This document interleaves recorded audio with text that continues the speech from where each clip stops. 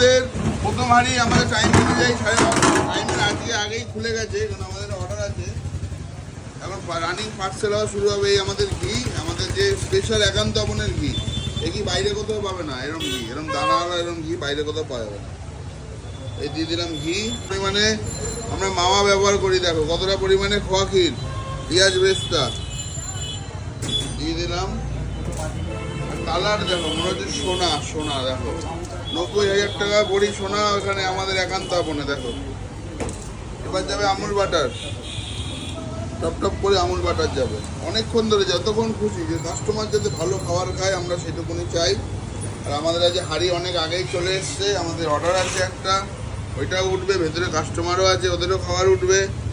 এই হলো রাইস, সেই ঝরে পড়া রাইস। দেখো ঝরঝর ঝরঝর করে চলবে, ঝরঝর ঝরঝর করে চলবে। কতটা পেঁয়াজের জোশের কালার, আর এদিকে জাফরানের কালার। কত সুন্দর বিরিয়ানিটা, অ্যারোমাটা কত সুন্দর বেরাচ্ছে। যারা দেখছেন তারা যদি এখানে থাকতেন বুঝতে পারতেন এত সুন্দর সেন্ট।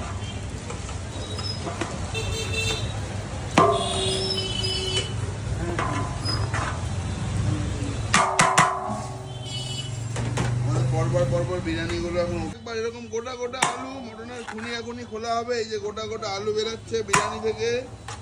এরপরে বেরোবে মাটন, মাটনটা বেরোলে প্যাক করা শুরু করে দেবো। আমাদের পার্সেল আছে আজকে প্রচুর, অর্ডার রয়েছে।